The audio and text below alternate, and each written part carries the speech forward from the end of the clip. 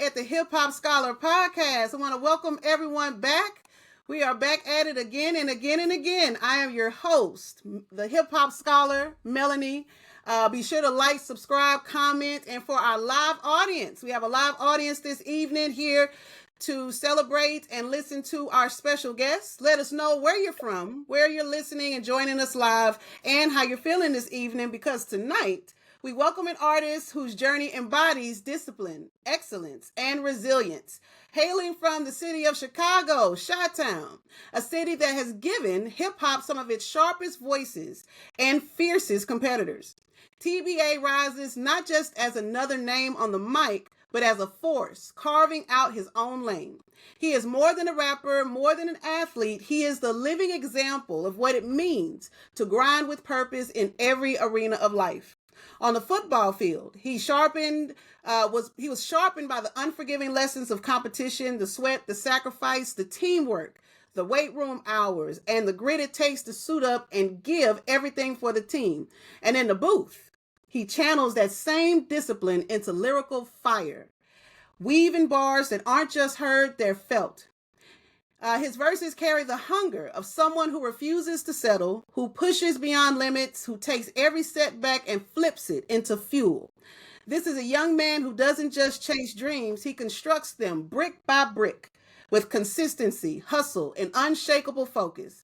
Where others see obstacles, he sees opportunities. Where some might fold, he doubles down. TBA represents the next wave of hip-hop artistry, one rooted in authenticity, grounded in discipline, and driven by a vision that cannot and will not be confined. His journey is proof that hip-hop is more than just the music. It is the mindset, a playbook for survival, and a declaration that we are capable of more.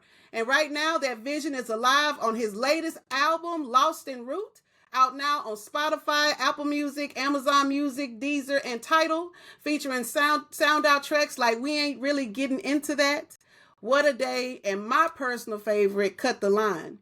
So get ready for an evening of insight, inspiration, and raw energy. This interview is a celebration of ambition, artistry, and the unstoppable force of hip-hop itself. So drop your questions in the chat or hop on the video call. You can jump right in and speak to TBA, as well as myself, Melanie, the Hip Hop Scholar. So again, welcome to our special guest. Thank you again. Yay.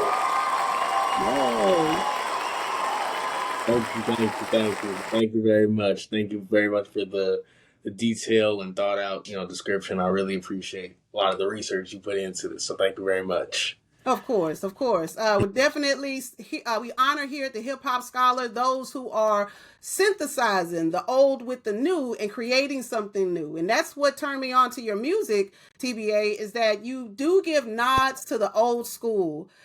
In your video, Cut the Line, you actually had a real landline phone in that video, which I thought was super cool. What was the thought behind having that nostalgia in your video?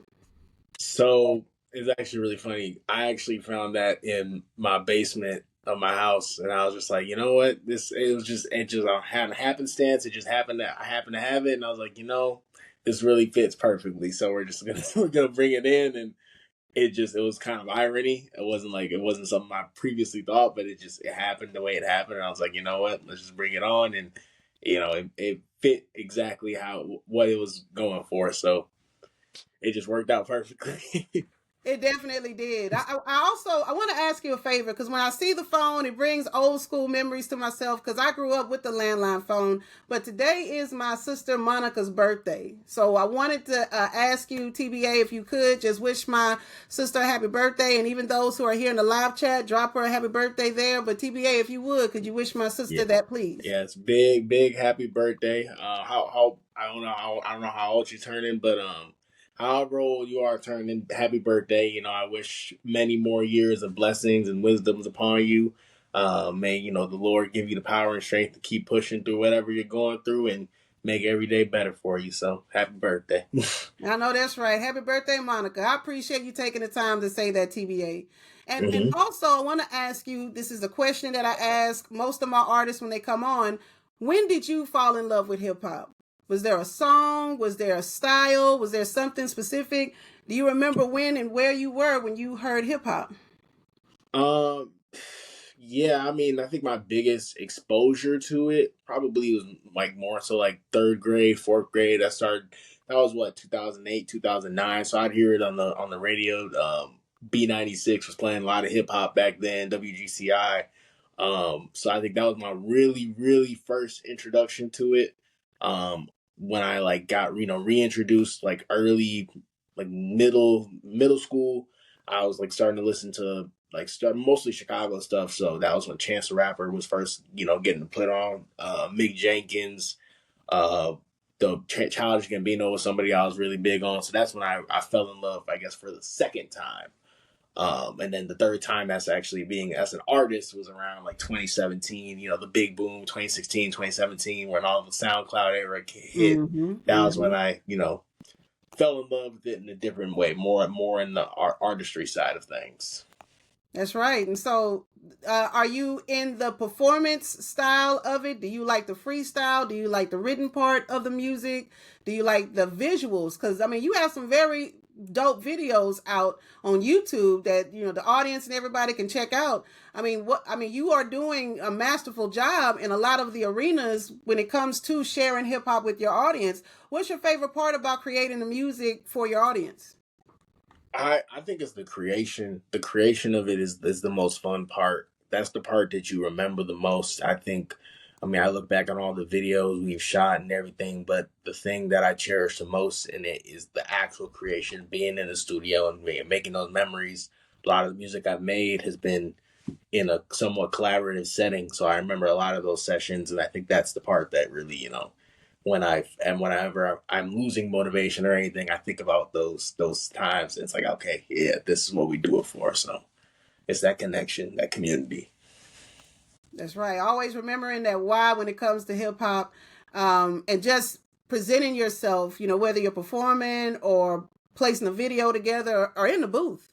It takes a thinking process to build that confidence, and then also the power of the words that you share too.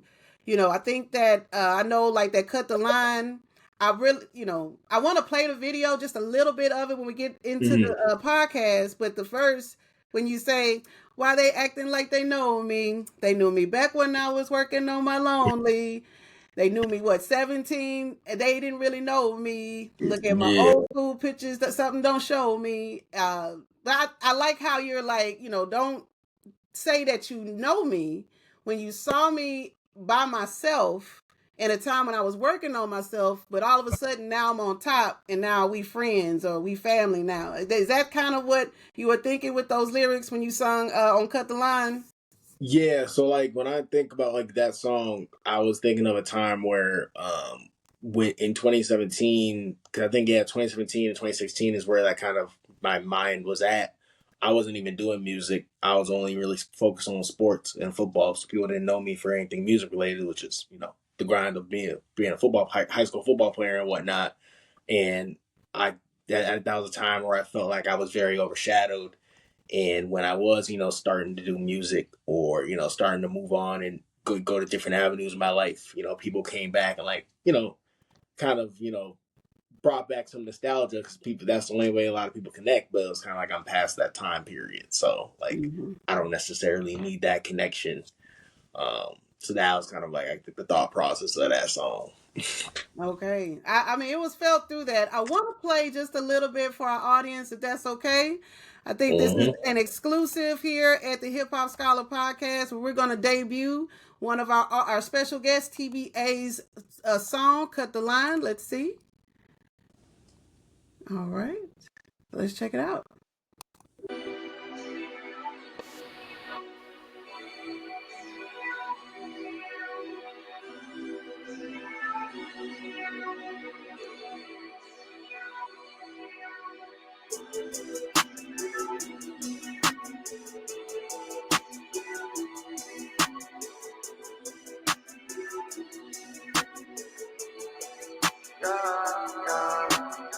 But why they acting like they know me? They knew me back when I was working on my lonely. Ain't seen your ass since 17, we on our homies. You got some pictures from the past, don't ever show me.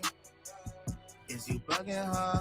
You really fucking up. Look back, I'm cutting up until the sun is up. Is you bugging, huh? You really fucking up. Look back, I'm cutting up until the sun is up. Look at that whole shit cancer. I cannot answer. She pulling up in a lance. He told the bull like a dancer. Where are your manners? Her nigga hang with the scammers. Stay in the jail with the slammers. I'm going home. I always stay comfy pajamas. I really feel like Atlanta. Winning like Bama. I roll the tide and look after they mess. I digress. Why you ask me for money and then go try and flex? I know my life look lovely, but sometimes it's a mess. Don't give me none of your stress. Go do your own things, they bless. Go do your own things, they bless. Why they acting like they know me? They knew me back when I was working on my lonely. Ain't seen your ass in 7. That's one of my favorite top songs there. I really like that. The whole thing, and then you go into that different beat towards the end of it. And then the simplicity of the video helps for the words to really just hit. So that's one of my favorites there, sincerely. No, I appreciate that. I definitely go over something simple, and shout out to my guy Valley Visuals. He shot so many of my videos, like an uncountable amount at this point. So shout out to Valley Visuals, and then shout out to Studios by Lex, or Portraits by Lex. She's a photographer out of Chicago. She has her own space. She let us use that space to make that. So shout out to both of them for real. I mean, yeah, shout them out. Definitely shout them out. We're putting the links in the chat there. So if you're here for the live, even if you're watching this podcast recording, the links will be there in the chat for you to access. And definitely show this brother some love, because when it comes to really creating something, it's a challenge to present to the audience what it is you feel and how you're thinking. So I can appreciate that. And so I also want to think about too, when we let's see when we think about that, and we'll see what's happening in just a moment. We got some more people here in the video chat.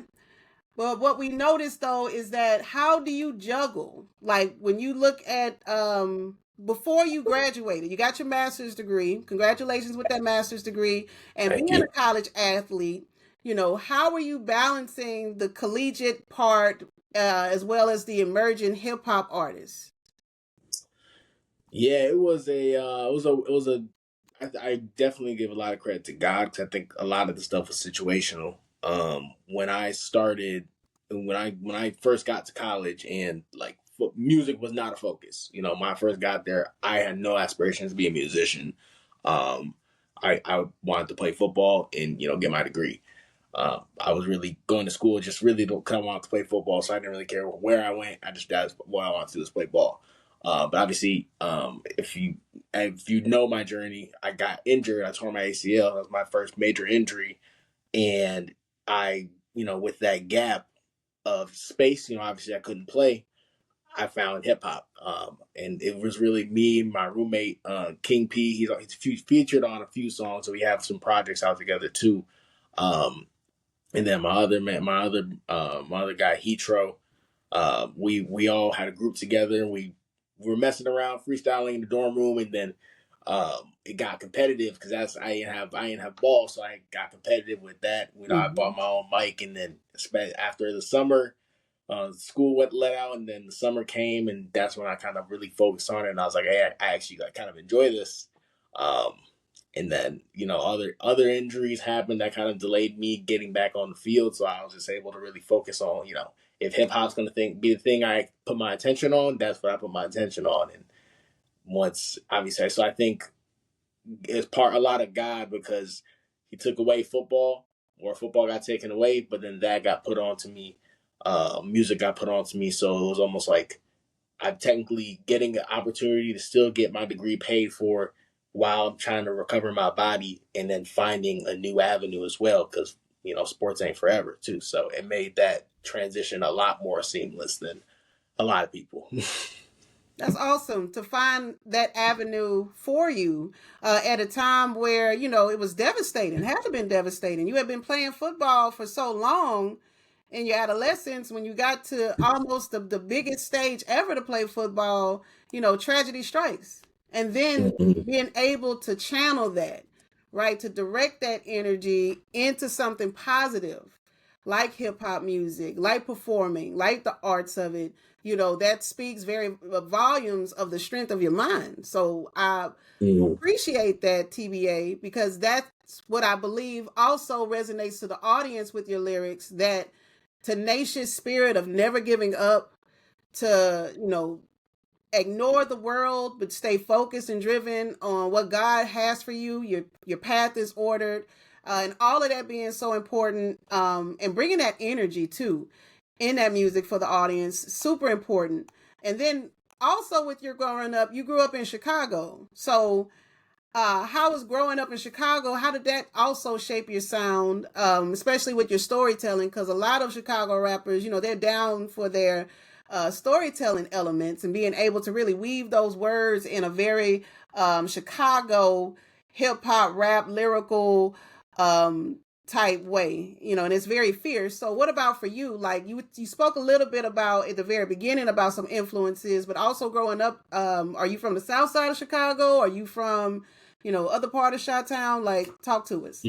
So I will say I am from the burbs. I'm from the burbs. We say Chicago because it's a lot simpler to say Chicago, but I am from the burbs. So I would never false flag that I'm a real Chicagoan. But now I grew up in the burbs, and a lot of the influence there was, I mean, I mentioned a lot of the big musical influences growing up was in the burbs. It was Mac Miller around that time period when I was really young growing up. It was Mac Miller.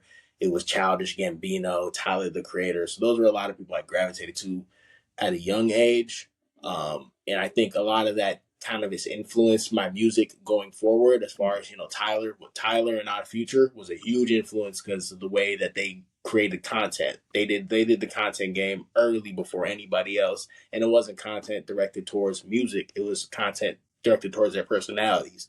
So, looking at that, I know I had a phase in my music career that I was really focused on getting content outside of the music. Just this is who I am as a person, or who my crew is as a person. So that there's a numerous amount of influences in the suburbs versus the city. But I know growing after, I would say 2016, my focus has been Chicago music, Chicago music, Chicago music. I love listening to people from the city because this city really has the best music, in my opinion, and it's so diverse. As the city itself, too, is a very diverse place. Shout out to Chicago, Chi-Town, the whole state of Illinois. Now, let me first say this. We're going to celebrate that your parents handled their business and did what they were supposed to do to raise you where you were raised. Okay, there's nothing wrong being raised wherever you're from. So shout out to the parents for doing what they were supposed to do and having you in a place where you didn't have to have certain influences and things that were happening around you. You had other things that you had to contend with, maybe identity, seeking culture, thinking about also the educational system. Your parents wanted to ensure that you had the best education possible so that you could turn around and use that towards something. So I want to say that first. No, be very 100%. proud of where you're from. Yeah, no, 100%. I wouldn't have had it any other way. When we moved out of Chicago, I was 2 years old when we moved out, so I have no recollection of ever being there. But the suburbs definitely has its own challenges as far as especially when I was growing up. The suburb I was in was predominantly white or predominantly Hispanic. So there was not a lot of African American people until I got to later in high school and people really started moving into that area. But it came with its own challenges of figuring out my own culture. I really don't think I figured out Black culture and African American culture until I got to college. That's when I really understood it more than I would say. So definitely some challenges with that growing up in the suburbs. But I'm sure a lot of African American and Black people can relate. They've grown up from the suburbs. Yeah. That's right. Growing up, raising kids in the suburbs. You have a lot of us that didn't grow up in the suburbs that are raising children in the suburbs, not knowing at all what we're doing, but giving our best effort to raise them, right? Especially to have knowledge of self. And I want to ask too, what music were you listening then? Were you listening to some rap music at that time too? Or what type of, because even no matter if it were, like you said, Mac Miller, It could have been rock and roll.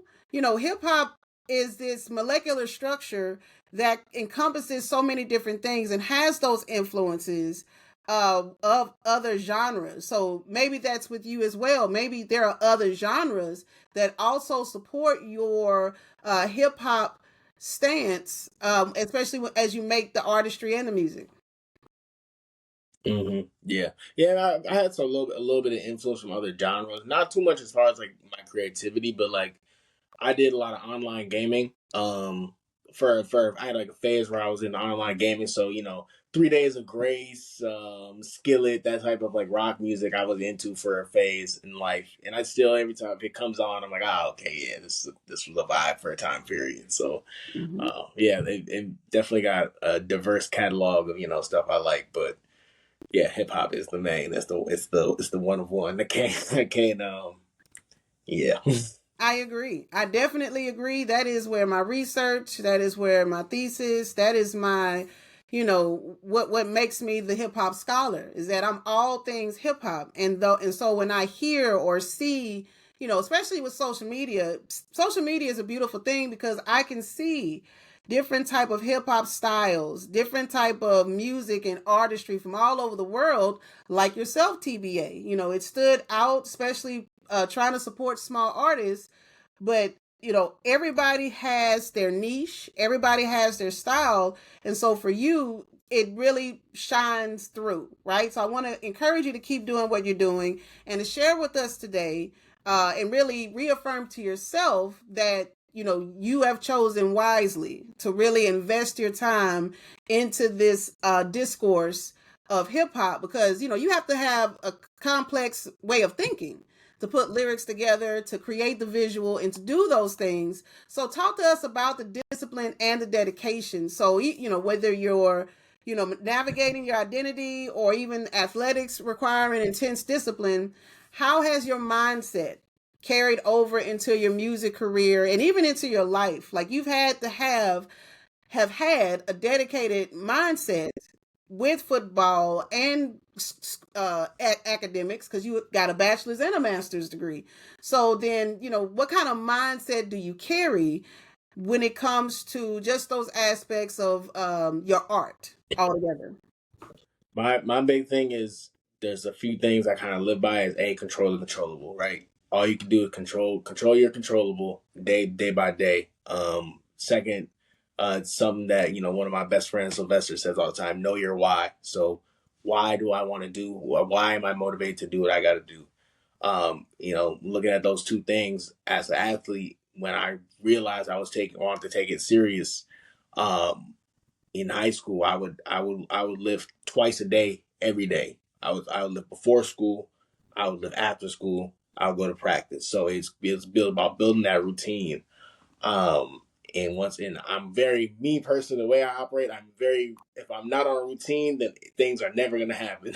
so, Mm-hmm. um, so as an athlete, like in high school, it was building that routine. Lift twice, go to practice. I wasn't academically the greatest. I didn't have any good academic routines, so my academics were kind of another story. But and in college, I struggled early on because I didn't have a routine, especially when I got hurt. I didn't have a routine, and I wasn't the most academically inclined. So I did struggle for the first two years where my grades were weren't up to par. I was still trying to figure out where I kind of was on the whole music thing, and really I didn't take music serious until I would say 20 end of 2019, 2020. We had a group, Valley Boy Entertainment. It was me, my guy Chill God, a couple other guys. We had a collaborative group of people we grew up with. We were all doing music. And I think that was a semester that I actually got healthy and I was starting to practice and play football. But I was so dedicated to being part of music. So I was like, okay, now I got to figure out how I want to juggle both of these. So I was working part time. I was balancing the relationship I was in. I was doing football, and I would make it after practice. I think I would go maybe once or twice a week after practice. I'll go to Chicago, from Joliet to Chicago. Hit the studio with the guys. Like we had a routine. That routine was starting to get built again. So I knew every 1 or 2 weeks I would use some of that money for my part-time job. I worked at a deli. So I'll use some of that money to hit up the studio. We'll go to this 35th Street on the south side. We'll go there and we'll record, and I was just starting to stack up the music. It was good being at an actual studio compared to recording myself, because that's just not something I'm good at. That's one thing I will not record myself, because I'm just not good at that. Yeah, shout out to them sound engineers. They're needed. Yeah, I can't sound engineer. That's not my thing. But yeah, no, it's about building the routine. So we built that routine, and that lifted off at least the first year and a half, because I would say probably 50, 60 songs in about a year. And 50, 60 songs in about a year and a half that I was able to just release. And I think it's because I always plan for the future, because I know that stuff can happen. With the injury I had, I always had in the back of my mind that something can happen that could prevent me from doing this for a year and a half, 2 years. We never know.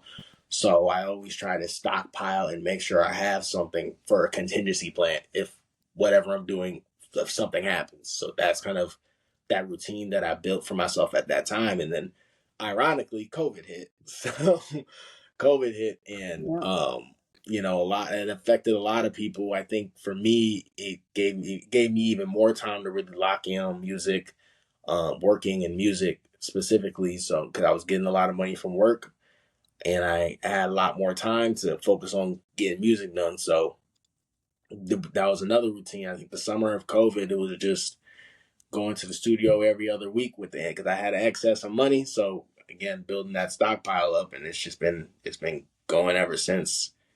And then a lot of things have changed in that time.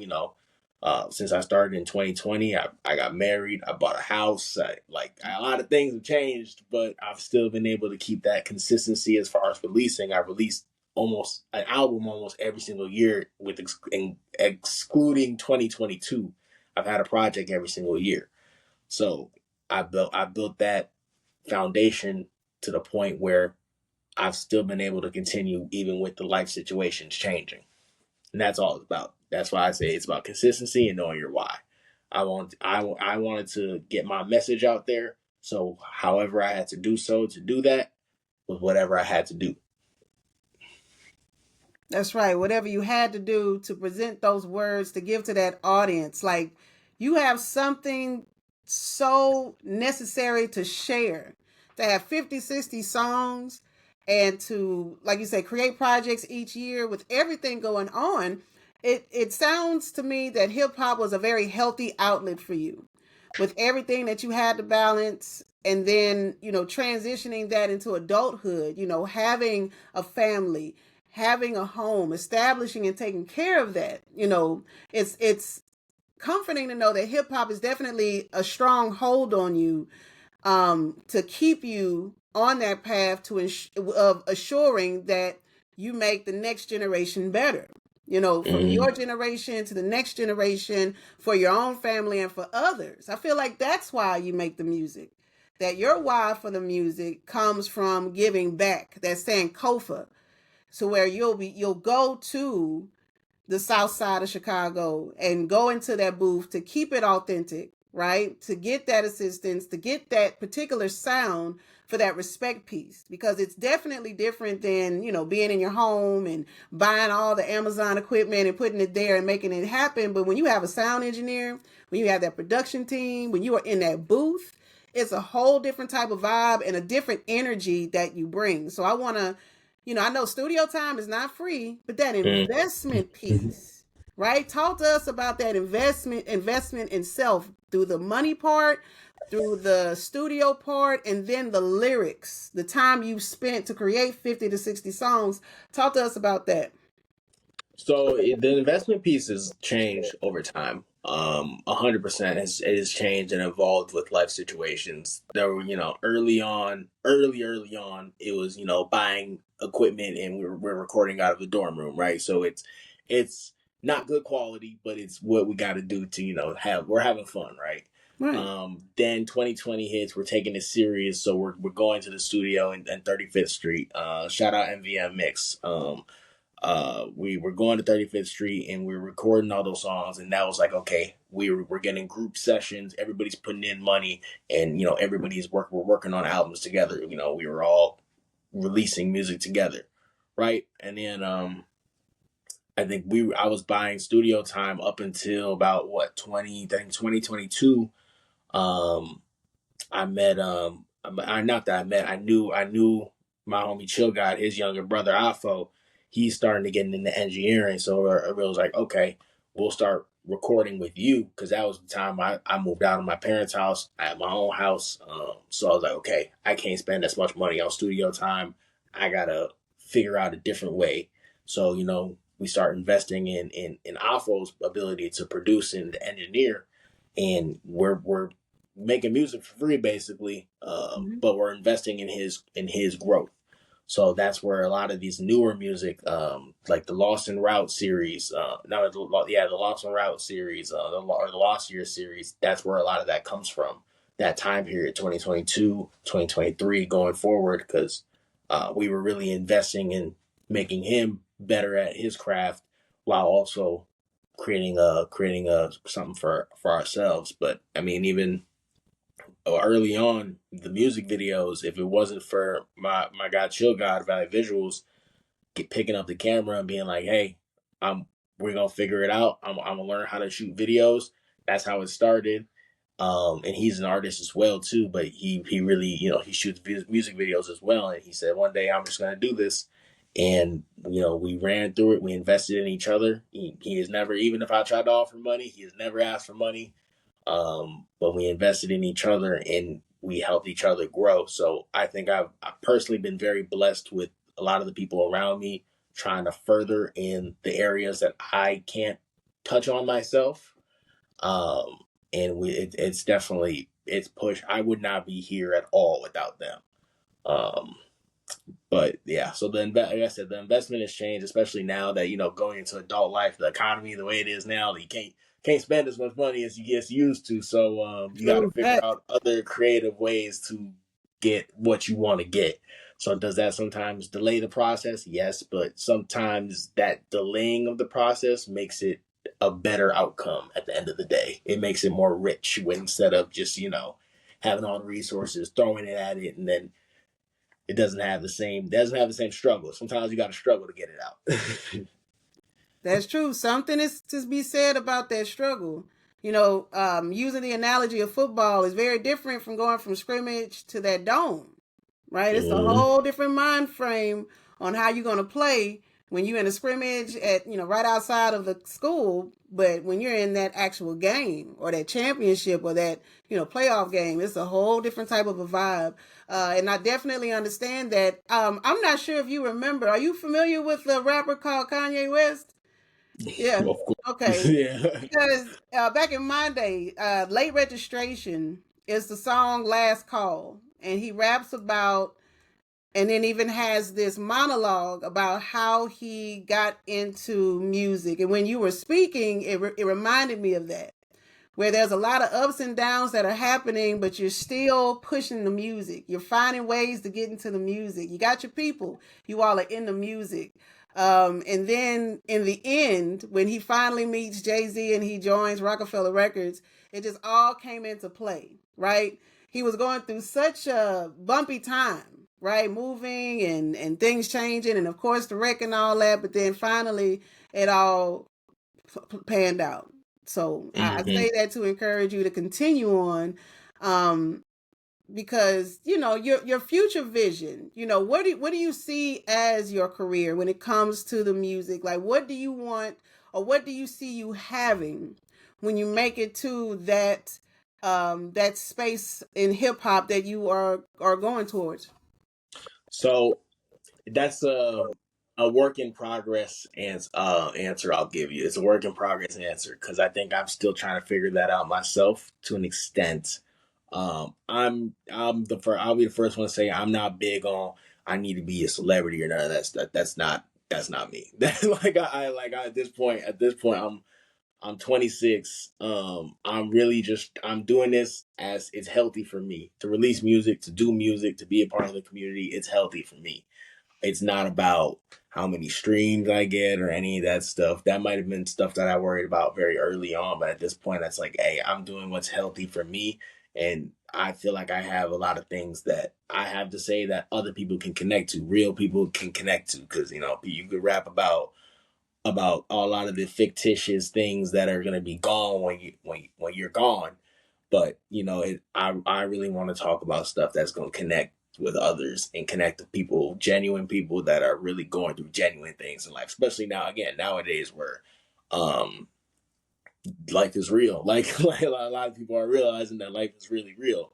So that's my focus. I think and then early on musically for me, I was very much type A about how I wanted to go about things. Now like, I really trying to get to a space where I'm a lot more type B free with it. When it happens, it happens. If things fall into place the way for certain things, I want to let it fall in place instead of, trying to freight train to force things to happen, because that's not it's art. It comes in ebbs and flows, so you gotta let it come in those ebbs and flows. You can't sometimes, so certain times you want to force, other times you don't. You gotta kind of realize that. Oh yeah, flexibility is absolutely uh, something that we all could use. Being flexible, being open to change as it comes and as you don't see it.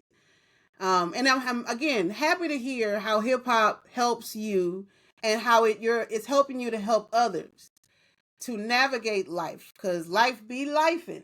Like I say that a lot. Life be lifing. It does what it does, and it just gets even more challenging. But how do you navigate the challenges? How just like I guess what was your position in football? What position did you play? I played center. Center. Okay, so. For those of us that are not savvy when it comes to football, we don't speak in that language. What exactly does the center do? The center is the I would say the main focal point of the offensive line. They snap the ball to the quarterback, of course, but the play doesn't start until they snap the ball. So they're the person that they're usually the center of the offensive line that communicates to the rest of the offensive line whether, maybe we need to move right, maybe we need to move left, maybe like they're the right hand man for the quarterback basically. So um, I think I explained that right. If there's any football buffs in here, they're like, no, then we could talk about that later. But yeah, I think that's the simplest way to explain it. Okay, so then being a center, I think having that experience as a center definitely puts me in the mind frame of you holding that microphone and knowing what to say, because the center is the person that starts the play. Nothing happens even after the quarterback says whatever they're going to say. Nothing happens until you actually move that ball into the quarterback's hand, and that's what is important to see, is that you're channeling again that same focus and that same drive into your music and into your performance, where you know that as soon as you snap this ball, everybody moves. Nobody can move without your movement first. So that's just something that I'm hearing you say when you're sharing your message here. Yeah, no, I mean, because like everything we do is it's all community effort. And like I personally for myself, I pride myself as being a leader. Um, whether that's in my work, in my school, in my sports, in music, with my group of people I'm with. Um, I want to be a leader and a pillar of support for whoever. So if I've got to be the one to push the needle sometimes to do something, then I'm gonna do it. For the betterment of everybody else, of course. That's right. That's right. For the betterment of others. That's the whole point of music. Like, you can't be selfish doing music. I think it's a very selfless thing to create music with the goal of performing it in front of a group of people. I think it's a very selfless act when someone does that, no matter what genre. But hip hop specifically and historically has always been an underdog, right? No matter how much notoriety we can earn, we can be and have, there's still going to be this nuance of negativity that is going to be attached to hip hop, unfortunately. But for those of us, right, and myself being a more seasoned hip hop scholar than you, young person, you're growing into this, right? You're growing into this aspect of using hip hop to help you grow, because that's what we do, right? I have a son that's just a little bit younger than you, and being even myself as a professor in higher ed, I want for young people to really understand the value of what you listen to, those lyrics, and then what you say, that communication piece, being very particular and even specific and targeted in the words and the directions in which they go into. And I'm happy to see that hip hop is alive and well with artists like yourself, TBA. I really feel like with the music and even with the visuals, you give a nod to the old school. It has a very nostalgic feel to these videos, but also with your music, it's a very fresh take on self-help and giving that to the audience in a very lyrical way, right? So I want you to continue in that fashion. I want you to, especially with your group members, go ahead and shout out all the group members. Everybody that you can remember, try to shout them out right now. Let's give them their flowers right now. So the crew is Iskano Records. Iskano Records, that's the crew. Follow us on Instagram, Iskano Records, of course. But shout out, Afo, producer, engineer, mostly producer. He doesn't like the engineer tag, so but he'll always be one of my favorite engineers. Brino, very, very big creative. He's gonna definitely do some big things. Brino, Kid Brino on Instagram. He also dropped a project this past year as well, Achievophobia, which is a very, very good project. I'm pulling a lot of inspiration from him, honestly. He's pushing the needle, so I would definitely, Brino's a big one. D Moons, he's someone I grew up with. He's a great artist. Not even specifically with hip hop, but I'll say he's an extremely strong rapper, but he's still, he dabbles into the pop a little bit. Valley Visuals, or Chill God, been shooting my videos since day one. He's a great artist as well. Kind of more new school hip hop, but he's a vibe too as well. And then my boy, he goes by several names. Austin LEFC. He's the cinematographer. He's the man behind the camera. Crazy, got a crazy camera setup. He's the man behind the camera. But he does a really good job setting up some beautiful landscapes and doing some beautiful storytelling.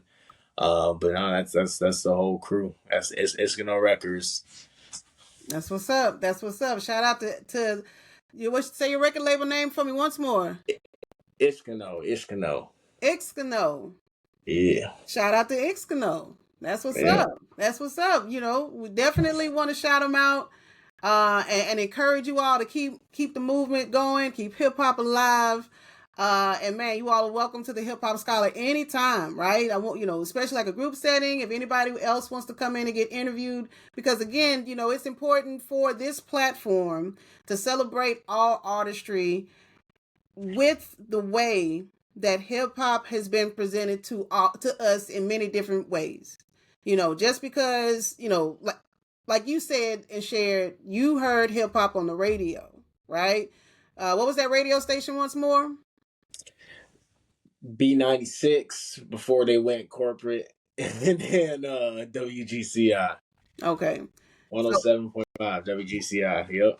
All right. Shout out to that FM radio.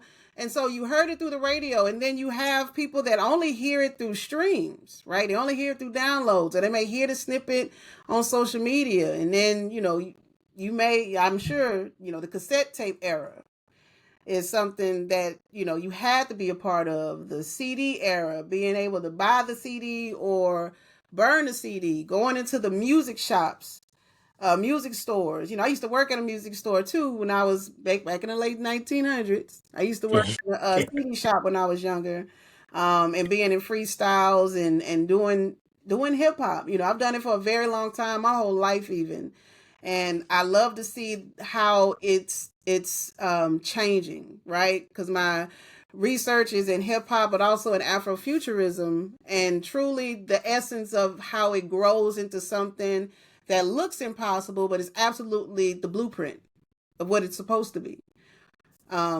That's what I see in hip hop, right? That is my goal in it. And I'm just like you, TBA. It's not about the numbers. It's not about the streams. It's not about the subscribers, however many we get. I appreciate every single subscriber in an authentic and sincere way, right? Like that's what we do the music for. That's what we listen to the music for. Not for anything more than to feel something, right? Mm-hmm. Yeah. All that's really key. And with that, we can listen to one more song if you don't mind. I don't want to leave off just yet. Let's look at one more video that's on Life.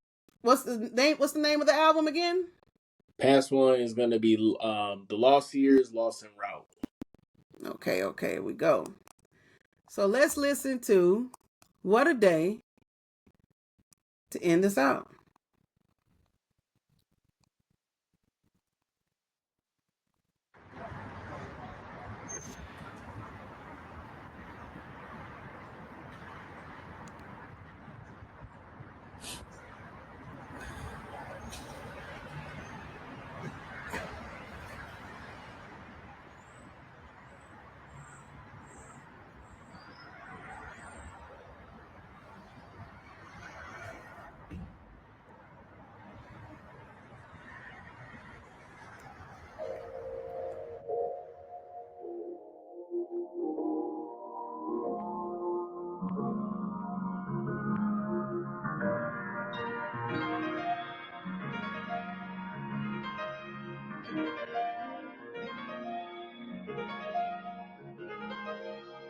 What a day. What a day. What a day. What a day. What a day. What a day. 279, straight off the ramp. I'm never fine, I can't recant. Life is a blur, I got a rant. Watch it all burn, do it again. Making my bed, let's get ahead. Figure the bread, pain in my head. Punching the clock, answer the phone. Sit in my chair, feel so alone. Wanna go home, know that I can't. Answer the phone, feel like the rant. Turn on the stove, put on the show. Go on a stroll, missing the soul. Not feeling whole, taking a toll. Missing my bros, shit really cold. I'm getting old, house getting sold. Feeling alone, nobody knows. Answer the phone, stuck on a hold. Always annoyed, story not told. I cannot do this again. What it feels like. I got my feet on the edge. Does this feel nice? Stepping right off of the lane. This is real life. Hoping I see you again. Let's go ahead, I always vent, full of regret, feel like a mess, so much stress, making amends, guess I'm a wreck, life is a test, I'm feeling less, never get rest, trying my best, see how I went, pain in my head, feel like a guest, pain in my chest, strap in the vest, far from the nest, I'm so alone, I need a vent, always regret, sit and reflect, sit and repent, sit in myself, what a day, what a day. What a day, what a day, what a day, what a day.